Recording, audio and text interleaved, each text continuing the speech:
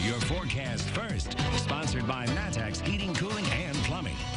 Well, good evening, everyone, and thank you for joining us late on your Thursday night. Not a terrible Thursday overall. Saw some cloud cover, but most of that is now behind us. We are seeing a very clear night, which is going to help drop these temperatures to a little bit below average into the low 50s here in the next few hours here. We are already into the 50s in some areas, mainly up north here. 55 in Bloomington, 54 in Pontiac, 55 in Watseka.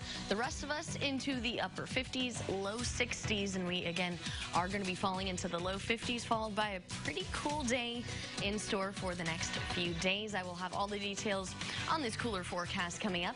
WCIA 3 News starts right now. Now from WCIA 3 News. What happened that led to him not coming home? Many have searched for a missing man for nearly 2 weeks. Well, it may be over in the way they didn't hope for. Plus, it's a book made to help one man cope. How a prisoner of war decided to write it. And many are excited for Big Ten football to be back, but probably not as much as the players. We'll tell you why. You're watching your local news leader. This is WCIA 3 News at 10. I'm pretty sure he didn't just drop out of the sky into some cornfield.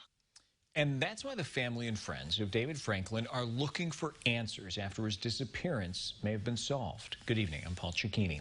Franklin's been missing since mid-August, but Rantoul police say human remains they found yesterday may be him. WCIA 3's Andy Olson's live in the newsroom tonight. So, Andy, why do police think there may be a connection? Well, Paul, the human remains they found were within a mile where they also found Franklin's bike. It was on a county road in eastern rural Rantoul, but even the people who knew him best think their search might unfortunately be over. Nobody has seen David Franklin for a month.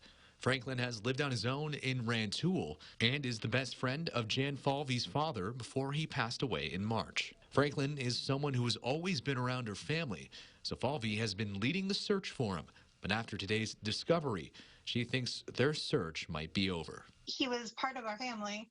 He was always there. We just would like to know what happened that he wound up in that place alone. And, what happened that led to him not coming home. The remains were found on Thursday night by someone passing by. Earlier in September, Rantoul police said they didn't think Franklin's disappearance had anything to do with foul play. They don't think the human remains do either.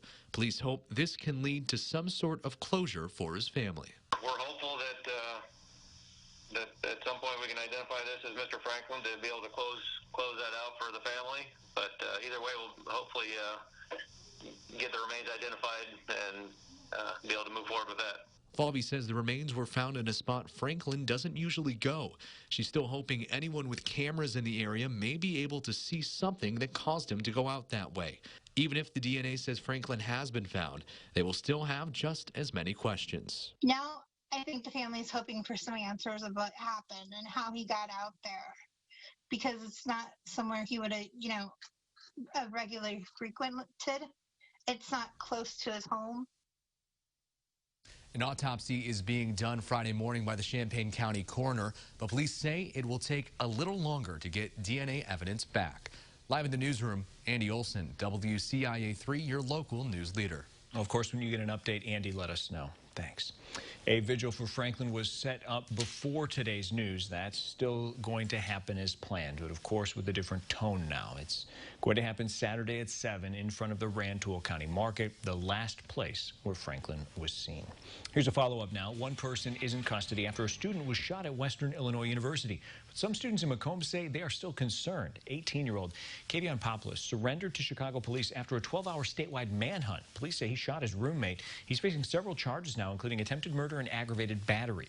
Campus police have not released the name of the victim nor his condition. Counselors are available to students if they feel uneasy. Home, so it's like when you walk in your home, you're like, oh, okay, I feel safe and all.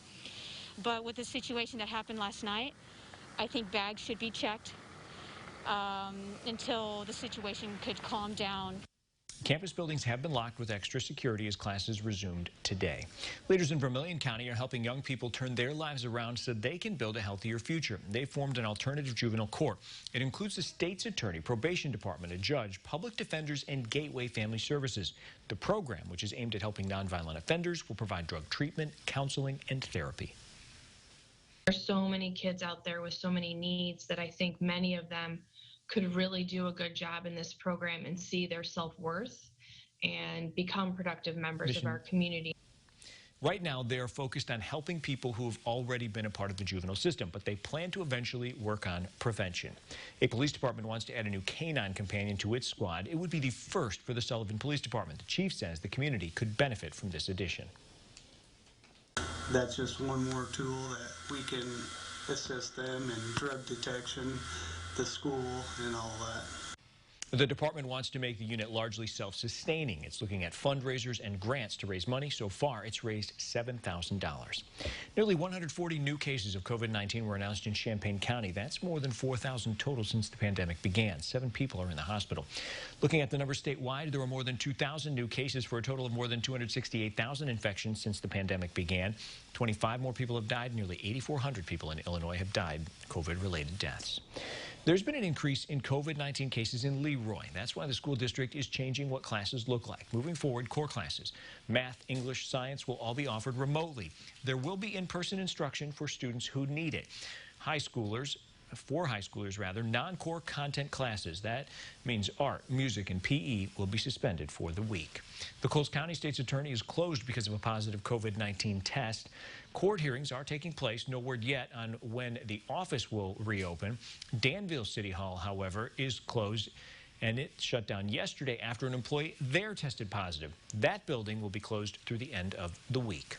Here's a follow-up now. Governor Pritzker has made it clear, if no federal money makes it to Springfield, massive budget cuts will lead to massive layoffs. Senator Andy Manar said every state needs that money. But State Representative Avery Bourne said Governor Pritzker's latest call for federal aid shows an over-reliance on federal money.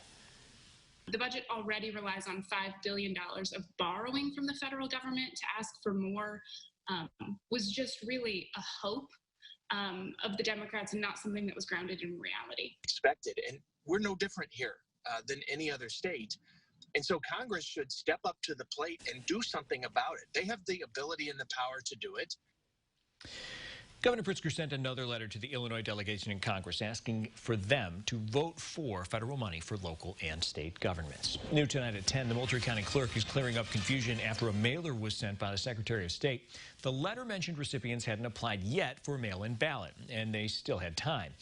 But the people called the clerk's office thinking the only way to vote this year was by mail. Well, the clerk's reminding voters voting by mail is just one option. You can also vote in the county clerk's office or at voting centers in larger cities, and you can also go to the polls on Election Day.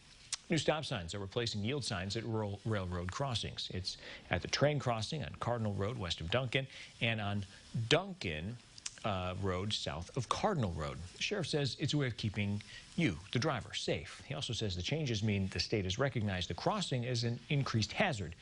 There are also plans to put in gates and warning lights in the future. Stop signs are being used during this transition. Drivers in Sidney also noticed some new stop signs. Village leaders added them at 2 spots. One is at the corner of Harrison and Byron. That's now a 4-way stop instead of just having yield signs. And at the alley behind the Sidney Saloon, where they added a stop sign. There weren't any signs there before. Sidney Saloon recently added some outdoor seating to that area, which now cuts off some of the visibility coming out of the alley. So we put a stop sign there behind the Sidney Saloon also to stop traffic. Village leaders say there are also a lot of kids in the area. There's a park and a bus stop right down the street. That's why they want to make sure drivers are paying attention.